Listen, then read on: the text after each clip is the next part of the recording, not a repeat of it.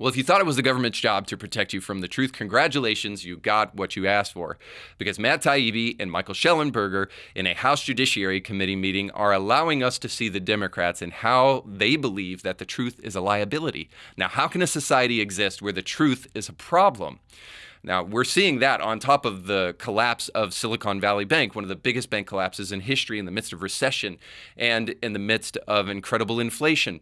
And we're also seeing the narrative about January 6th slowly but surely unravel. With all of that going on, it leaves us asking the question, what should be done about what is going on in society? And more importantly, who will do something about it? We'll talk about that and more today on Indie Thinker.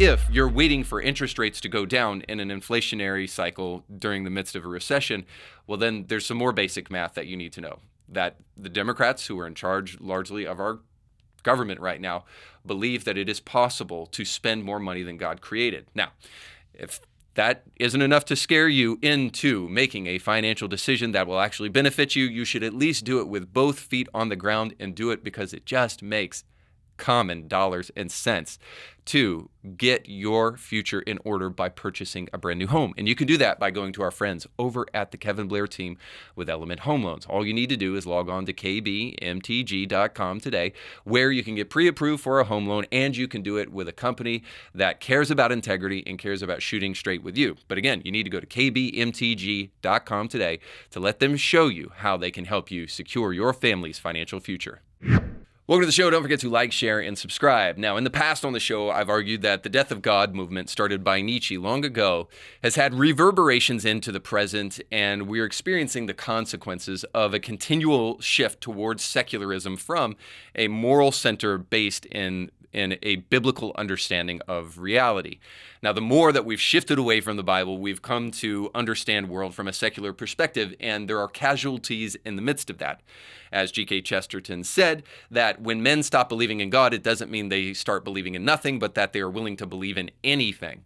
And one of the casualties of the death of God movement started by Nietzsche is the death of manhood, because we no longer have a standard for what an actual man looks like. Now, if that's not true, why in the present do we define manhood essentially as a person who is able to accomplish numerous sexual conquests, leaving behind broken-hearted women and a trail of fatherless kids who only wanted a dad but instead got a boy themselves for a dad? Why do we equate manhood with how much you can bench press rather than how much personal responsibility you can take for the world around you? So in other words, we have a group of men who are not willing to stand up as there are children being marched into gender clinics around the United States and being mutilated. We don't have, by and large, a group of men who are willing to stand up in the face of drag queen story hour and drag queen brunches where children are invited to come and enjoy the pleasures of men and G-strings. If there are anybody or is anybody in society that should take a stand against these things, it should be men. Now, I want to give you an analogy, an illustration for this, and this comes from the Bible. Now, you may not be like me. I believe the Bible is true, but even if you don't believe it is true, then I just want you to understand that there's a deeply meaningful spiritual truth in the story that I'm going to share with you that applies to all of us, regardless of what we think about the Bible. And it comes from Genesis 3. Now, if you know anything about the Bible, this is the story where the fall of man happens, sin has entered the world, Adam and Eve have eaten from the tree of the knowledge of good and evil, and now they are hiding from God. It says that God walks through the garden, and that instead of calling to them, he calls for the man, first and foremost, to ask what just took place. Now, God has infinite foreknowledge, and he is omniscient, so he knows exactly where Adam is, but Adam is nonetheless hiding. And so he calls out for Adam. Adam comes out of hiding. He's still hiding a little bit because if you know the story, well, yet again, he still has that loincloth of fig leaves around him to protect his nakedness. And Adam speaks to God and he says, "Hey, God, I was just hiding over there because I heard your voice and I was afraid."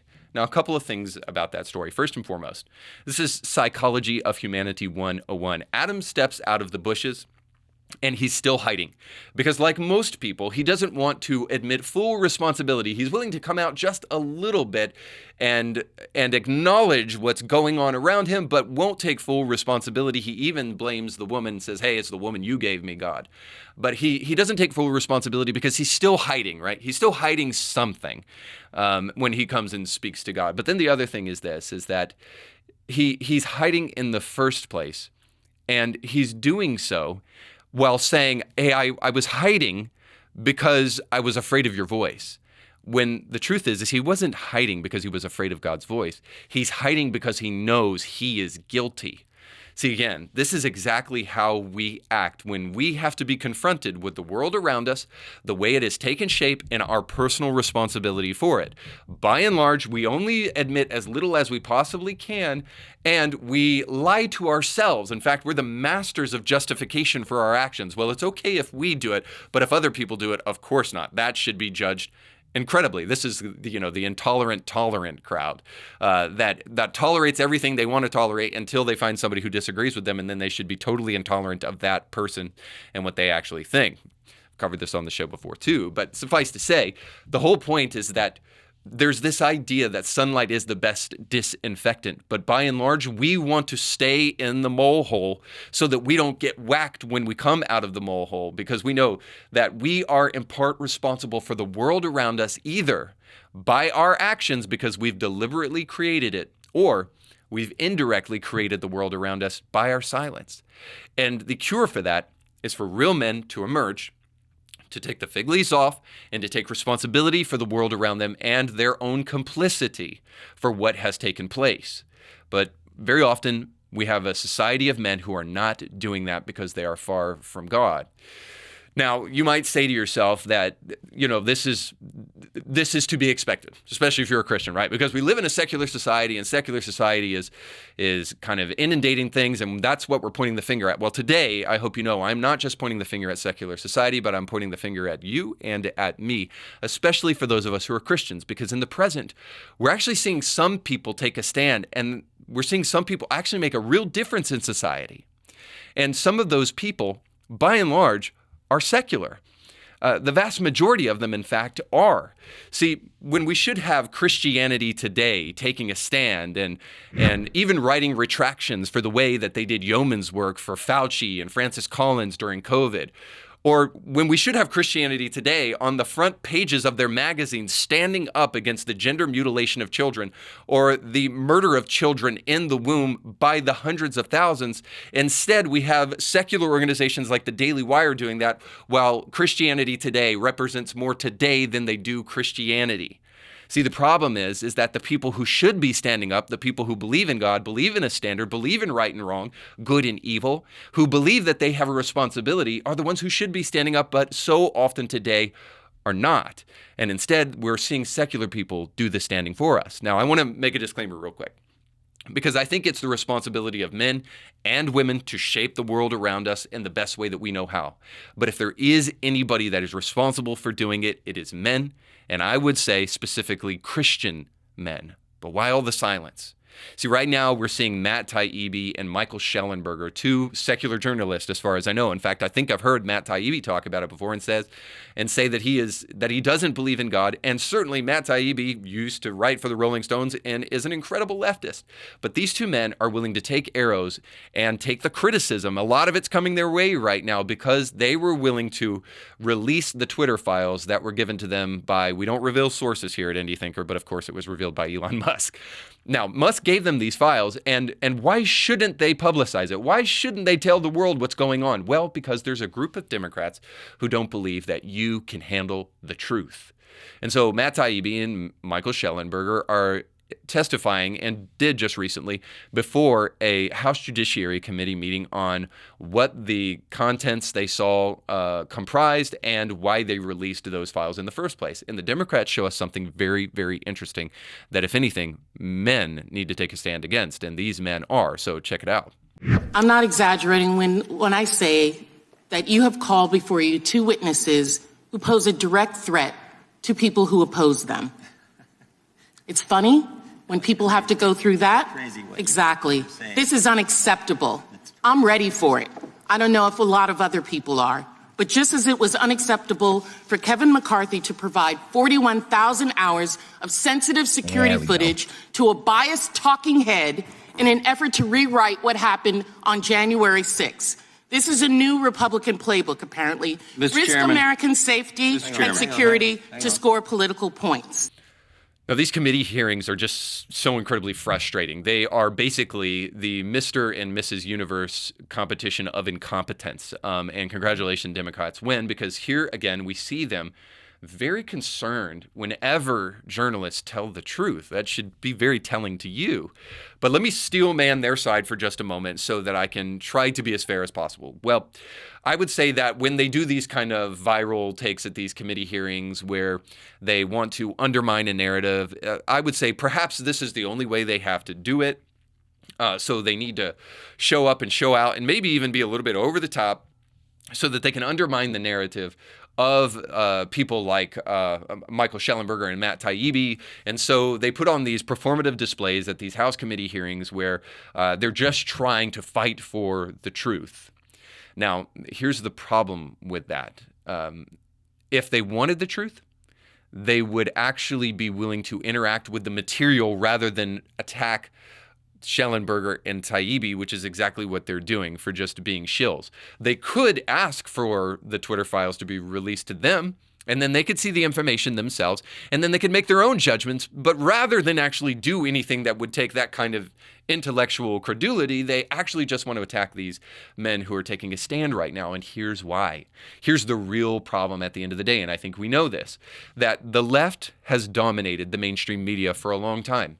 The advent of social media was a threat to them, and so they developed a game plan. The same way that they had a monopoly over the mainstream media, take that same monopoly and have it over social media so that you can control the hearts and the minds of those in this generation, because you don't want people thinking for themselves, because the greatest threat to liars is the truth.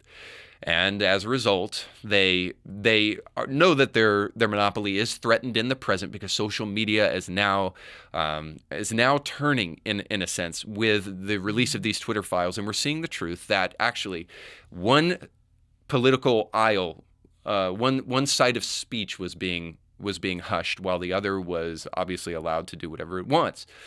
Now, that's really what's going on at the end of the day. Otherwise, we would have our politicians fighting for the release of more information. And as you saw, they're doing the same thing with January 6th. Why should the public know the truth? And the truth can't be revealed except through our sources, because we need to be the ones who are detailing the truth for you. See, they think you're dumb and you can't think for yourself, which shows us, if anything, men in the present need to take a stand, and they must do so and in thinking for themselves, because there are other people who will do your thinking for you if you don't. So Schellenberger and Taibbi, they did essentially what Adam should have done. They rose and they answered for what is going on in the world around them. They're the ones right in the smack dab middle of the media kind of conglomerate enterprise in our present, and they're saying, hey, we actually want to do what journalism is supposed to do, and we're going to do our best to make sure that we reclaim journalism in the present. So they're taking responsibility for the things that they potentially have created, and certainly those in their profession have created.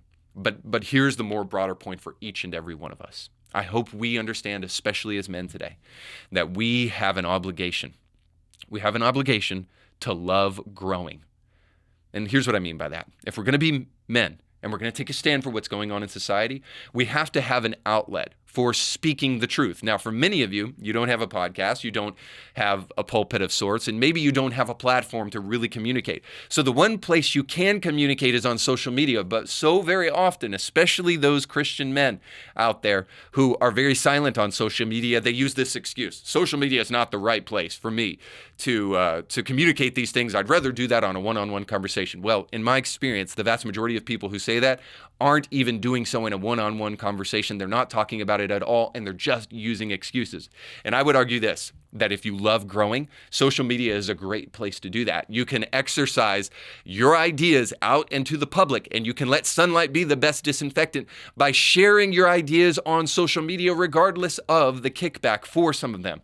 Because the truth is that by and large, Many men are not willing to stand against the mutilation of children and the murder of children in abortion clinics online because they're just afraid of being castigated. They're afraid of the kickback. But the moment you start taking your future into your own hands and realizing that, hey, even if you're wrong on some points, maybe communicating on social media is a great place for you to grow so that you can exercise your ideas out in the public square. After all, that is what social media is all about, right?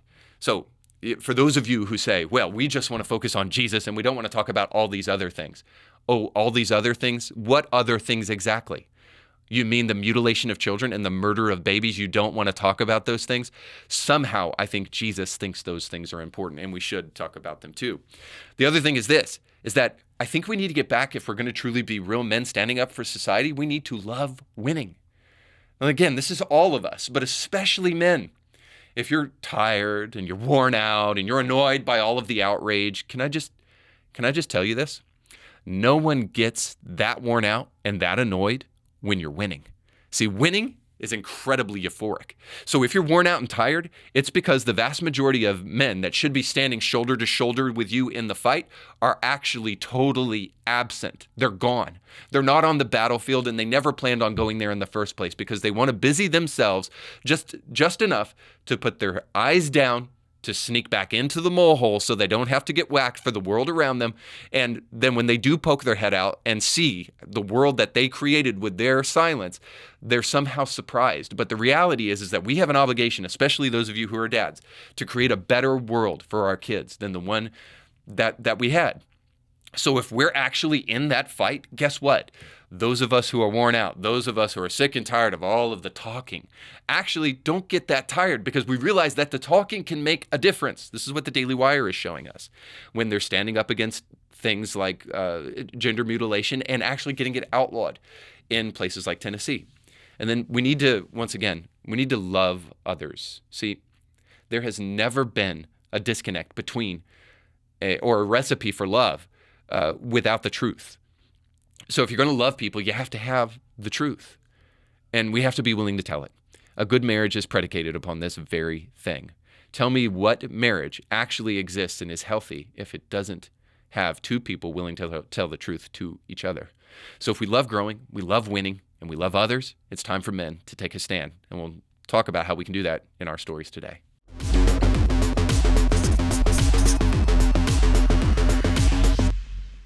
By now, you've heard of the man James O'Keefe in Project Veritas, and of course, he was added again in a video that was just recently released on social media that shows O'Keefe exposing a New York Times journalist about January 6th and what actually took place there that day. So I want you to hear what this individual has to say when O'Keefe does his big reveal, comes out and speaks to the man, and what takes place is just incredibly eye-opening, so check it out.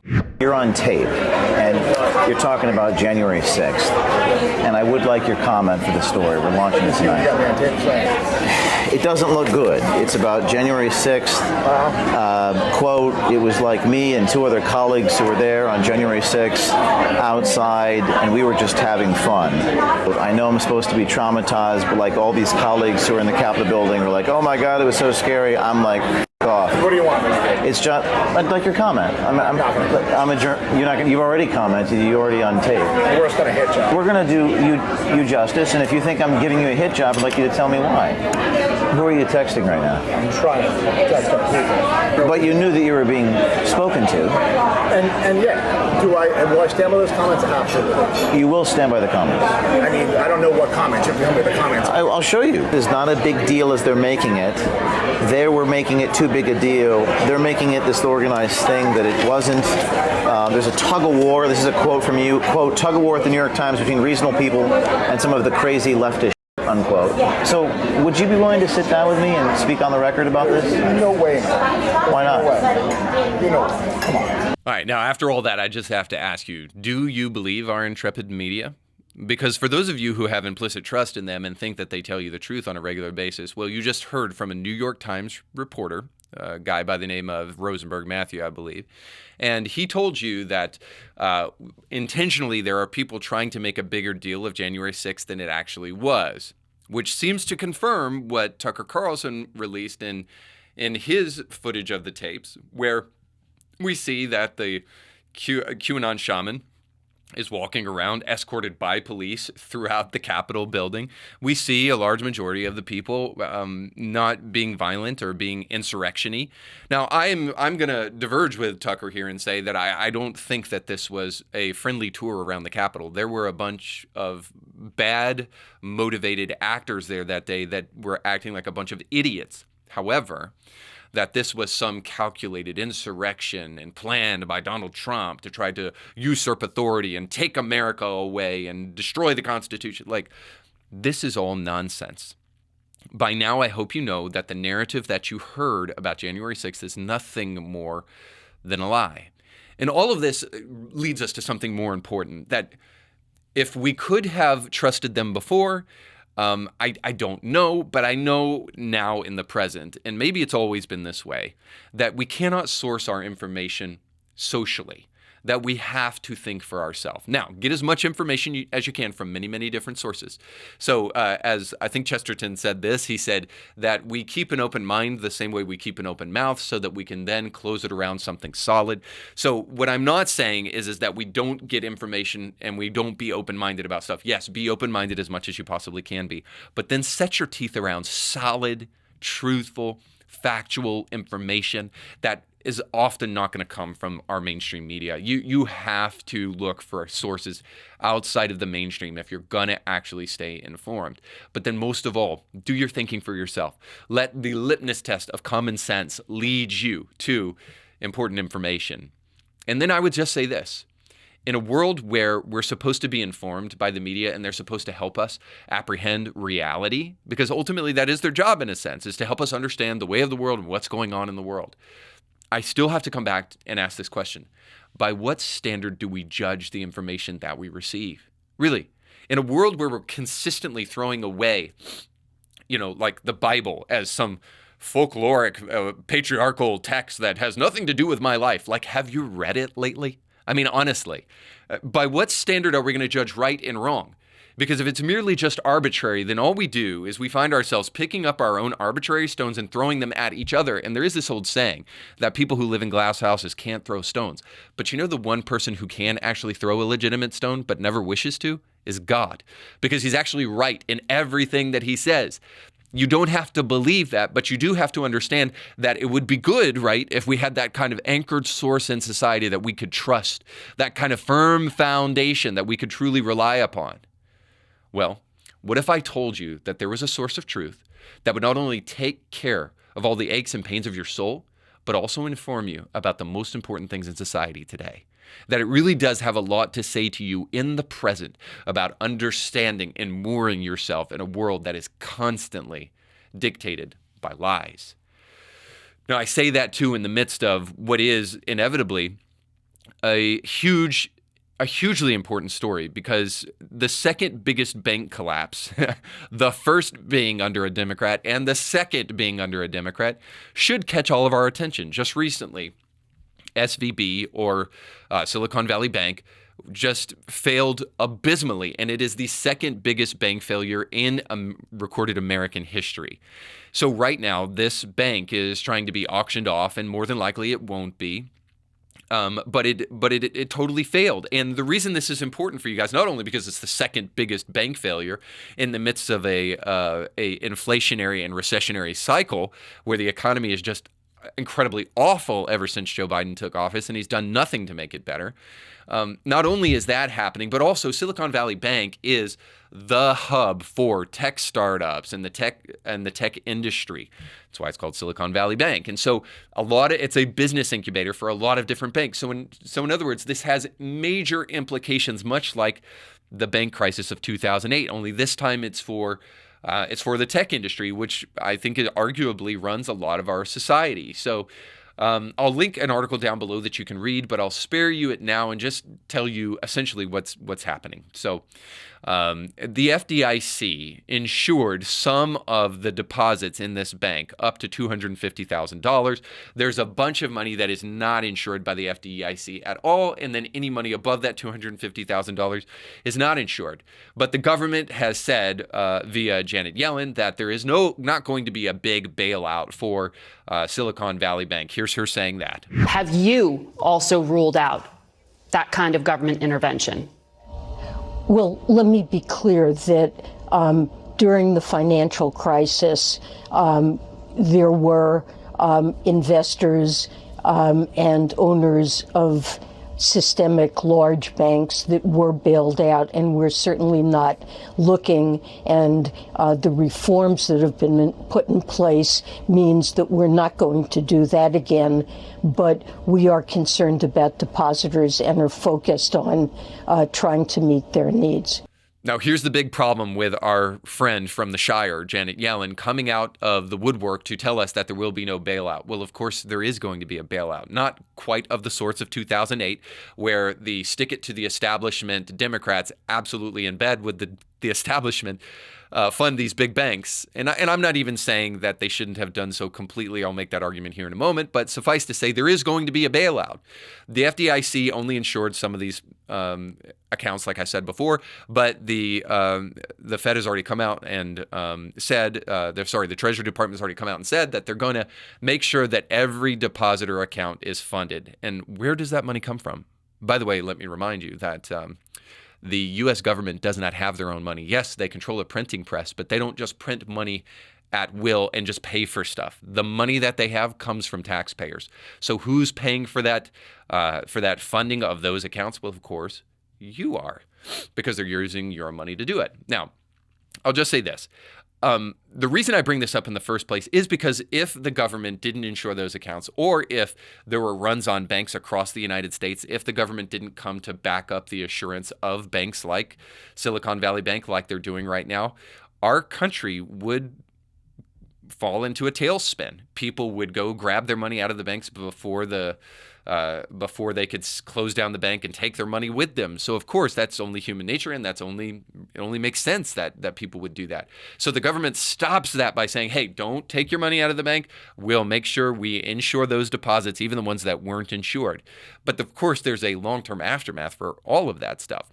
But should they do it? I think there's an argument that perhaps the government should have a role in backing up some of these banks within certain parameters, because if they don't, it spells the end of America, which is really why I want to bring this up. Because if we need men in the present to help us do anything, it is to recognize our own frailty, that we can see the demise of America with just the simplest straw that can break a camel's back. Listen to this article as it talks about what is taking place, and listen to what potentially could happen with a bank crisis like this. And this from the AP, the U.S. government moves to stop potential banking crisis. In a sign of how fast the financial bleeding was occurring, regulators announcing that the New York-based Signature Bank had also failed and was being seized on Sunday. At more than $110 billion in assets, Signature Bank is the third largest bank failure in U.S. history. In an effort to shore up confidence in the banking system, the Treasury Department, Federal Reserve, and FDIC said Sunday that all Silicon Valley Bank clients would be protected and able to access their money. They also announced steps that are intended to protect the bank's customers and prevent additional bank runs. This step will ensure that the U.S. banking system continues to perform its vital roles of protecting deposits and providing access to credit to households and businesses in a manner that promotes strong and sustainable economic growth, the agency said in a joint statement. In other words, all it would take is a single bank failure to bleed out the U.S. economy, because people could start making runs on other banks. And if they started withdrawing their money and people lost confidence in the banking system of America, then it would spell the disastrous demise of America. Just with this one straw. Just with this one straw, we could break the camel's back of America's future. This tells me that there's an impermanence in America that we often take for granted, that this thing that we love, this first world nation, this strongest military in the world has ever known, the number one superpower in the world, America, could could fail just simply because of a singular bank failure.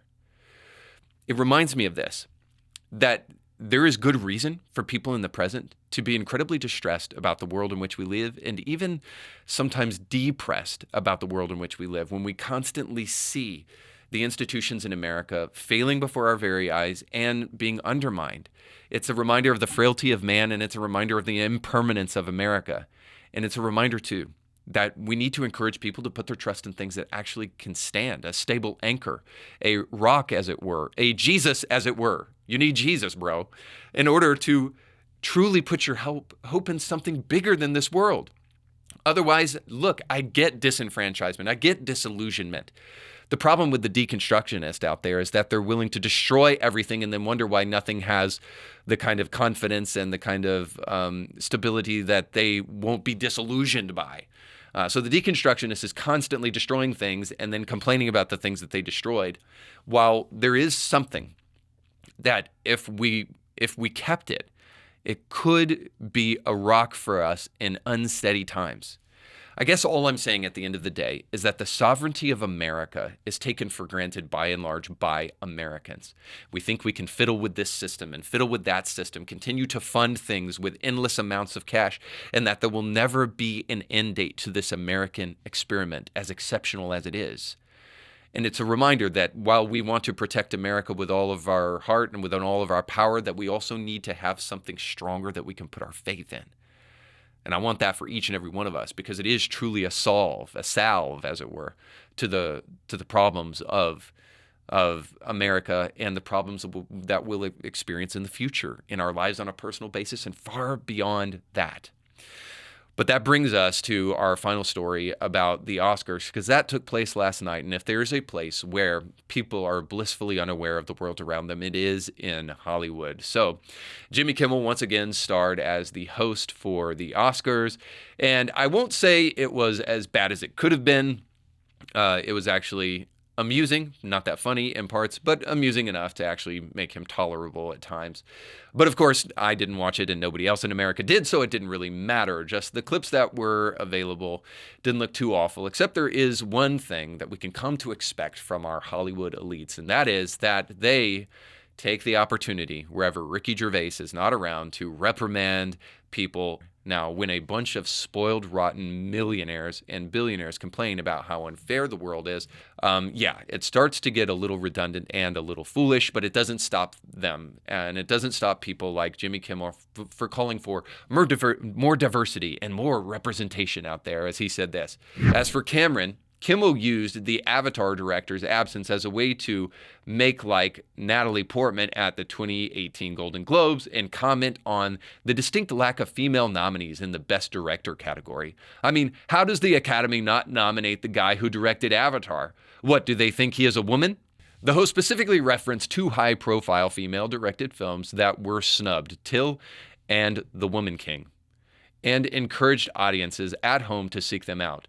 Too bad the Woman King herself, Viola Davis, wasn't in the audience. Considering her action hero transition, she could have joined Adonis Creed and Spider-Man in keeping the ceremony shenanigans free. So yeah, she could have also been the Woman King in this capacity. She could have enslaved a bunch of black people, women and children and men in the audience there that day, like the actual Woman King did in history. But of course, we don't want to show that part of history.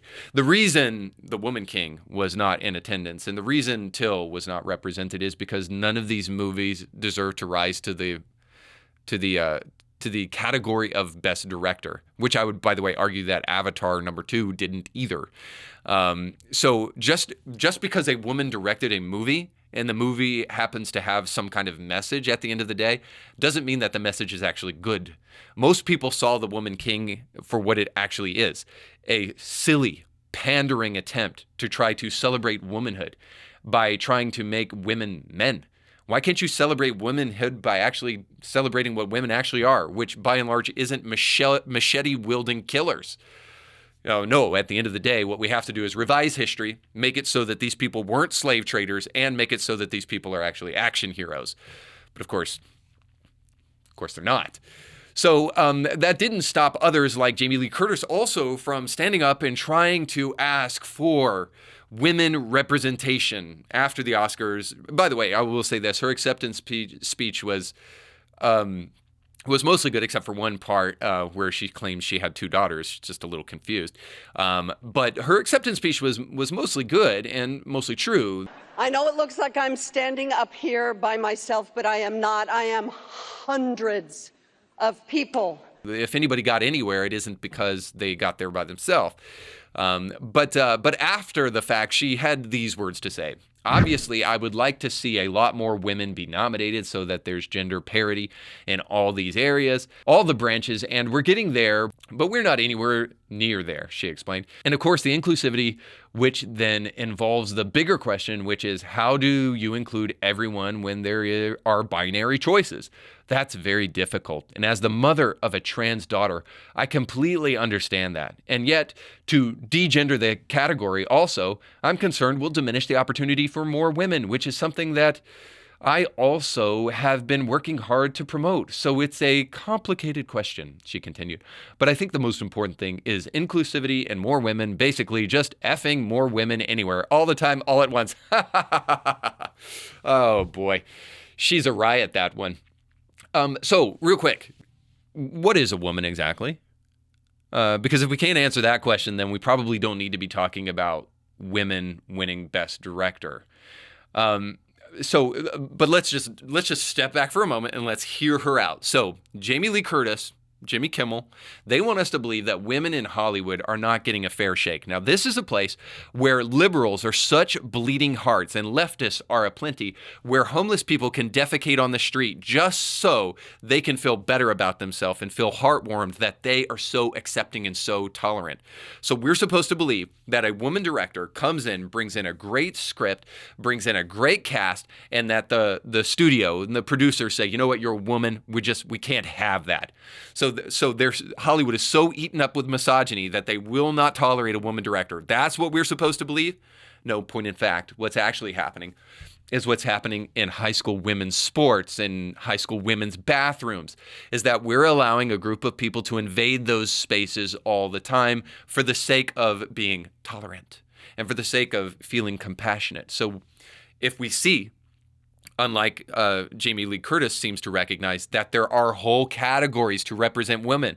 In fact, she won an award in the Best Supporting Actress role because we want to make sure that we affirm and acknowledge the contribution of women in the movie industry.